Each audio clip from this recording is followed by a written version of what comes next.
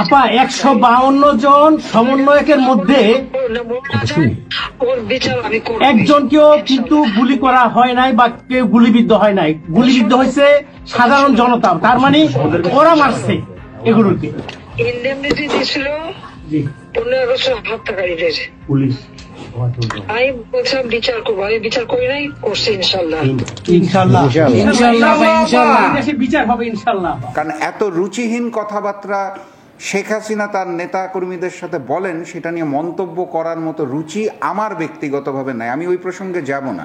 যেহেতু আমাদের চারপাশে ভারতের এই আগ্রাসন এবং আধিপত্যবাদকে রুখে দেওয়ার জন্য আমাদের পলিটিক্যাল স্ট্র্যাটেজি, দেশের স্ট্র্যাটেজি হিসাবে পাকিস্তানকে এই মুহূর্তে বন্ধু হিসাবে গ্রহণ করতে হবে।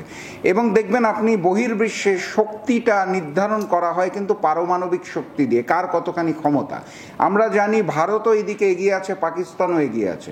যেহেতু আমাদের চারপাশে ভারত, একটা কোণা দিয়ে মিয়ানমার এবং সমুদ্র, অতএব পাকিস্তানকে আমাদের এখন বন্ধু বানাতে হবে। প্রয়োজনে পলিসি মেকিংয়ে চেঞ্জ আনতে হবে, পাকিস্তানকে ওই বন্ধুত্বের জায়গাটা দিতে হবে যাতে বাংলাদেশ যদি কোনো কারণে ভারতীয় আগ্রাসন আধিপত্যবাদের শিকার হয় ভবিষ্যতে, তাহলে পাকিস্তান বাংলাদেশের সাথে থাকবে।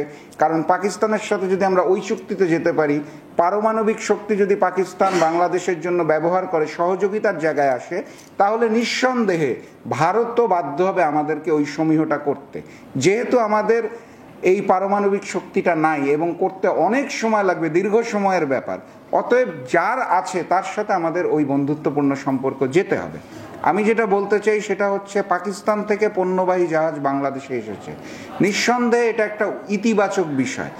বাংলাদেশের পণ্য যেই সকল আমদানি করা প্রয়োজন সেটা যদি পাকিস্তান আমাদেরকে দিতে পারে, এটা ইতিবাচক। একইভাবে পাকিস্তানের যে সকল পণ্য প্রয়োজন আমাদের অতিরিক্ত আছে, সেগুলো আমরা রপ্তানি করতে পারি। একটা নতুন যাত্রা শুরু হলো পাকিস্তানের সাথে, আমি মনে করি 1971-এর পর।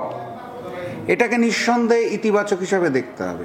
একই সাথে আরেকটা ইতিবাচক বিষয় আমরা দেখতে পেয়েছি, সেটা হচ্ছে ঢাকা বিশ্ববিদ্যালয় 2015 সালের আগ পর্যন্ত পাকিস্তানের ছাত্রছাত্রীরা এসে পড়াশোনা করতে পারত, চাইলে বাংলাদেশের যে স্টুডেন্টরা আছে তারাও পাকিস্তানে যেয়ে পড়তে পারত, যেটাকে আমরা বলি স্টুডেন্ট এক্সচেঞ্জ। 2015 সালে ফ্যাসিস্ট শেখ হাসিনার সরকার থাকাকালীন ওখানের উপাচার্য সহ ঢাকা বিশ্ববিদ্যালয়ের যারা শিক্ষক মণ্ডলী ছিলেন, শেখ হাসিনাকে খুশি করার জন্য, মুজিববাদকে প্রতিষ্ঠিত করার জন্য 71-এর চেতনার অপব্যাখ্যা দিয়ে তারা এই স্টুডেন্ট এক্সচেঞ্জটা বন্ধ করে দিয়েছিল।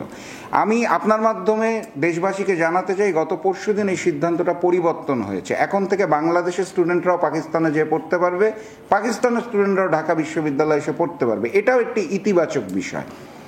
অতএব পণ্যবাহী জাহাজ নিয়ে আওয়ামী লীগ যেটা বলছে যে ওখান থেকে অস্ত্র আনা হচ্ছে অথবা 7 সিস্টারে পাঠানো হবে, এগুলো আসলে আওয়ামী লীগ ভারতের সাথে মিলিত হয়ে এই জাতীয় গুজব ছড়ানোর সৃষ্টি করে। কারণ তারা আওয়ামী লীগ থেকে গুজব লীগে পরিণত হয়েছে এবং নিজেদের দল বাঁচাতে না পারে নতুন নতুন নাম, নতুন নতুন ব্যানার, 71-এর চেতনাকে আবারও তারা বিকৃতভাবে ব্যবহার করে নিজেরা রাজনীতি করার চেষ্টা করছে, যেটা আসলে রাজনীতি না, অপরাজনীতি। আমি বারবার এই জিনিসটা বলতে চাই, তারা রাজনীতি করে না, তারা অপরাজনীতি করে।